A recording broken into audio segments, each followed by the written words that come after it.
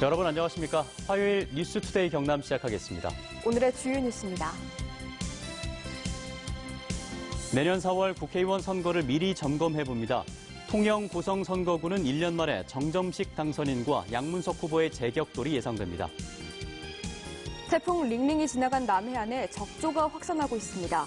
가두리 양식장 물고기 170만여 마리가 떼죽음을 당했습니다. 경상남도가 제로페이와 연계한 경남사랑 상품권 200억 원을 발행했습니다. 소상공인들과 소비자들에게 돌아갈 혜택을 살펴봅니다. 상당수 아르바이트 청소년들이 최저임금조차 받지 못하고 있습니다. 폭언과 폭행에 노출되는 청소년들도 있었습니다. MBC 경남은 내년 4월 국회의원 선거를 앞두고 주목해볼 선거구를 미리 점검해보는 시간을 마련했습니다. 오늘은 그 첫 번째 순서로 올해 보궐선거가 치러진 통영 고성 선거구를 살펴보겠습니다. 부정석 기자입니다. 내년 4월 15일 치러지는 통영 고성 국회의원 선거는 올해 보궐선거에서 승리한 한국당 점정식 현 의원과 패배한 민주당 양문석 지역위원장이 재격돌할 가능성이 높습니다. 정치 신인인 정 의원은 지난 4월 보궐선거 당시 통영과 고성에서 고른 지지를 받았습니다. 또 한교안 퀴즈로 국회 법사위와 예산결산특별위원으로 활동하는 등 당의 전폭적인 지원을 받고 있습니다. 다만 보궐선거가 중앙당 대리전 양상으로 치러진 반면 내년 총선은 독자적인 경쟁력을 보여줘야 한다는 점에서 정 의원의 낮은 인지도는 극복해야 할 과제입니다. 지역 경제의 토대이던 조선업이 무너지고 수산업도 관광업도 어렵습니다. 통영의 실업률은 전국에서 두 번째로 높습니다. 누가 이렇게 만들었습니까? 민주당 양문석 위원장은 서둘러 조직을 정비하고 총선 체제에 돌입했습니다. 보궐선거에 패배한 뒤 시장과 상가 등을 돌며 밑바닥 민심 잡기에 나서고 있습니다. 지역 출신으로 상대적으로 인지도는 높지만 보수층이 두터운 지역에서 진보 정당의 한계를 넘어 지지층을 얼마나 확장해낼지가 관건입니다. 이제는 필요합니다. 일자리가 필요합니다. 그 일자리를 만들어야 됩니다. 그 일자리를 만들기 위해서 많이 준비했습니다. 말 그대로 10,000개 이상의 일자리를 조선업에서 만들어내지 못하면 새로운 변수는 서필현 전 차관입니다.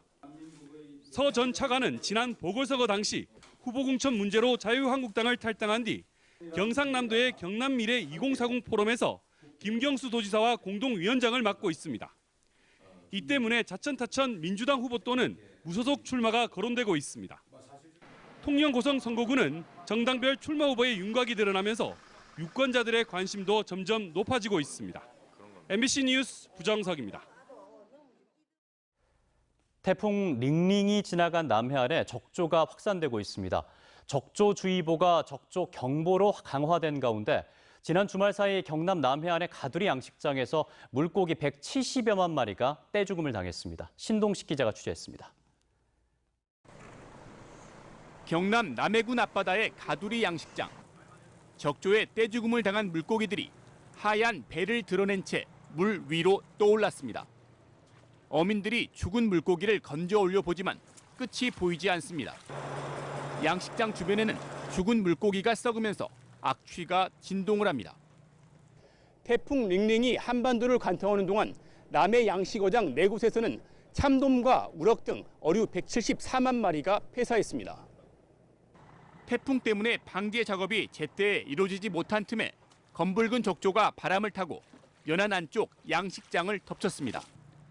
추석을 맞아 출하를 앞두고 있던 성어 대부분이 폐사했습니다. 30년 동안 이 양식 사업을 해오면서 그 나름대로서 개인적으로 노하우가 있습니다. 그런데 이번 같은 경우는 전혀 적조를 어떤 부분을 인지를 못했습니다. 태풍이 지나간 연안 양식장 주변에서는 모든 인력과 장비, 선박이 동원된 가운데 황토 살포와 방제 작업이 계속됐습니다. 가두리 양식장 의장을 옮기고 이 방조망을 설치하고 했습니다만은 적조에 대한 대비도 태풍 시기도 특단의 조치를 마련해야 되겠다는. 경남 남해안의 적조주의보가 적조경보로 강화되는 등 적조가 빠르게 확산되면서 추가 피해가 우려되고 있습니다. 태풍이 휩쓸고 간 바다에 곧바로 적조가 덮치면서 어민들은 긴장의 시간을 이어가고 있습니다. MBC 뉴스 신동식입니다.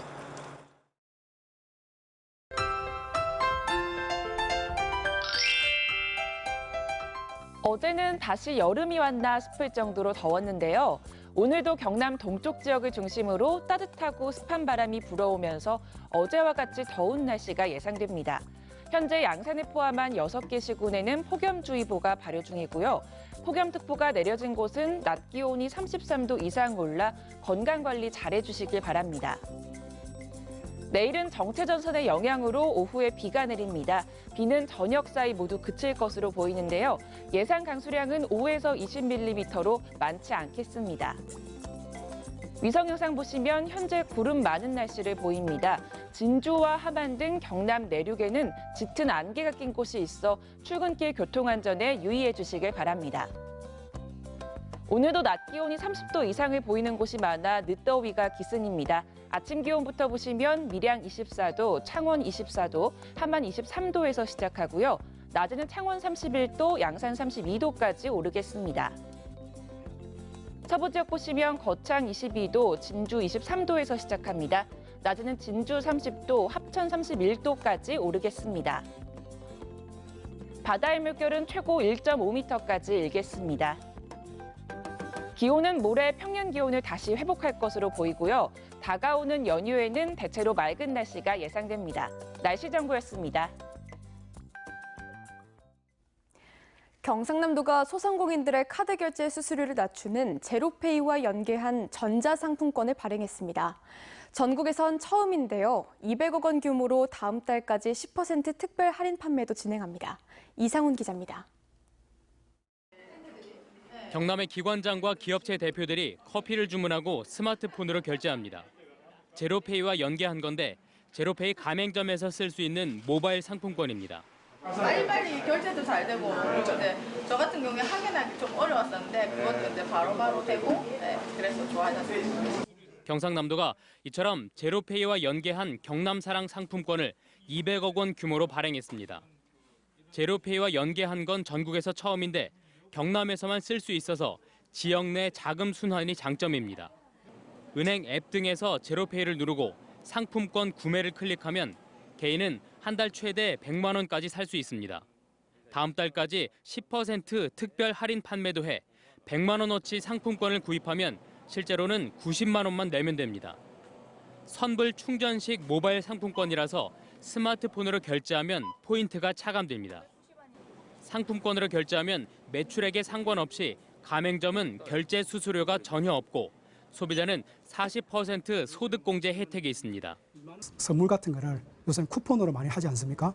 그래서 개인별 선물하기 기능을 해서 상품권을 쉽게 말해 친구나 부모님 이렇게 주변 사람들에게 선물할 수 있는 기능을 10월까지는 확충하려고 합니다. 한편 이달부터는 이용자 불편을 줄이기 위해서 편의점에서만 쓰던 포스 결제 방식을 일반 소상공인 가게에도 도입합니다. MBC 뉴스 이상훈입니다. 아르바이트를 하고 있는 상당수 청소년들이 최저임금조차 받지 못하고 있었습니다. 뿐만 아니라 근로계약서를 쓰지 않아 불이익을 당하거나 고용주로부터 폭언과 폭행에 시달리는 일들도 있었습니다. 노동인권 사각지대에 놓인 청소년 노동자들의 실태를 이재경 기자가 취재해봤습니다. 경남 청소년들의 노동인권 실태 조사 결과가 공개됐습니다. 아르바이트를 경험한 경남 지역 청소년 4명 중 1명 이상은 최저임금조차 못 받은 것으로 나타났습니다. 또 2명 중 1명 이상은 근로계약서를 쓰지 않았고 근로계약서를 썼더라도 23%는 고용주로부터 계약서를 받지 못했습니다. 이럴 경우엔 부당한 대우를 받더라도 증명이 힘들기 때문에 법적 구제를 받기 힘듭니다. 임금이라든지 혹은 휴게 시간 그리고 연차나 수당 이런 것들이 명시가 되어 있지 않기 때문에 노동자가 부당한 대우를 받았더라도 증명할 수 있는 방법이 좀 희박해지는 것들이 있고요. 고용주로부터 폭언과 폭행, 성적 수치심까지 겪은 청소년들도 있었습니다. 노동인권 사각지대로 내몰린 청소년들을 위한 토론의 자리에선 노동인권 교육부터 강화해야 한다는 목소리가 나왔습니다. 또 서울과 대전 등에서 이미 도입한 노동인권 교육 활성화 조례를 만들어야 한다는 주장도 나왔습니다.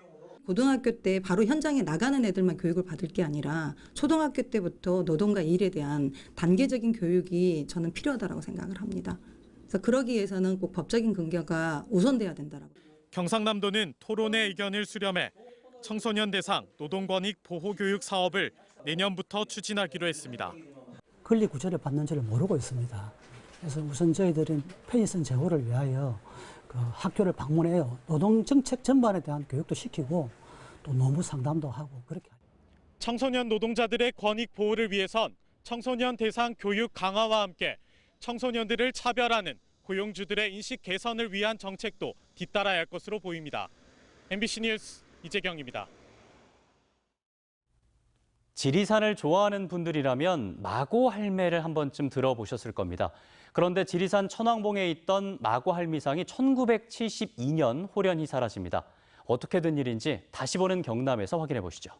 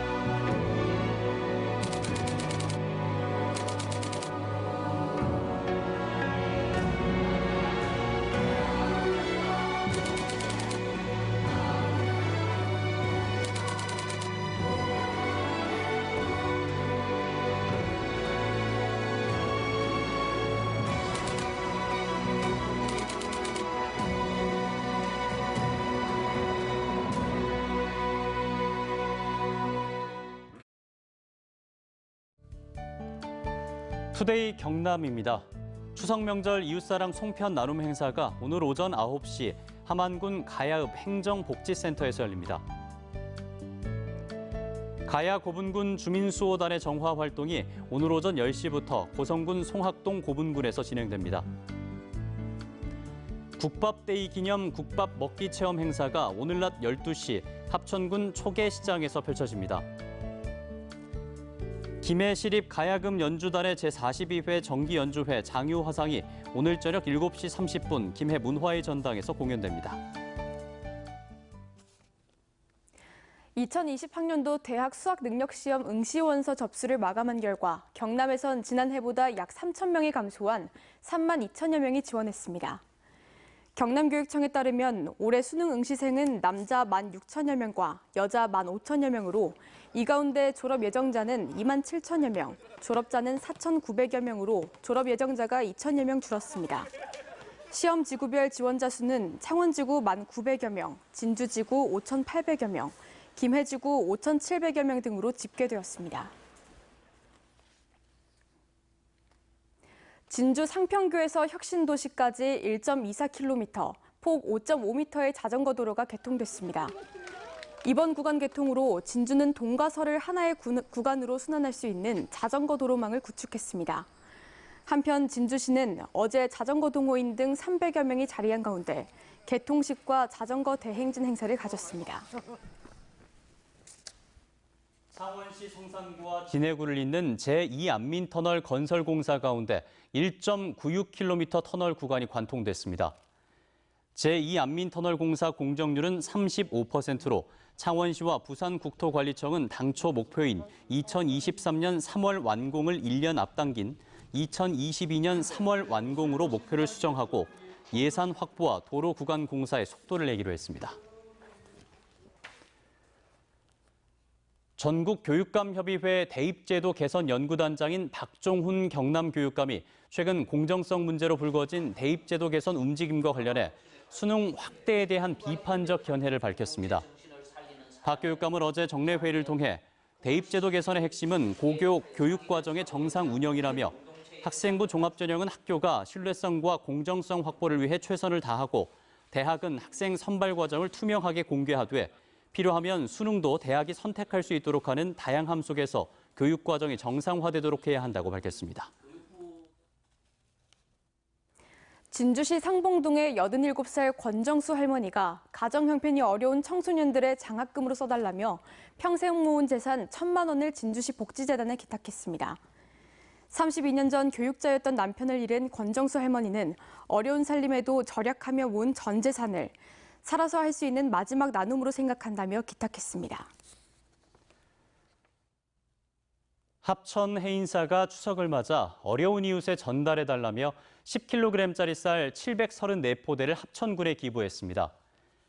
합천군은 해인사 인근인 가야면과 야로면의 저소득 가구에 기부한 쌀과 부처님의 자비로움을 잘 전달하겠다고 밝혔습니다. 경남도의회가 지난 6일 임시회 본회의를 열어 사천 김포 항공노선 간편철회 촉구 대정부 건의안을 채택했습니다. 박정열 도의원이 발의한 이 건의안에는 항공의 공공재로서의 기능과 지역 경제의 어려움, 국민의 교통 불편을 고려하지 않은 채 오직 기업의 이익만 추구하는 대한항공의 계획을 철회해야 한다는 내용이 담겨 있습니다.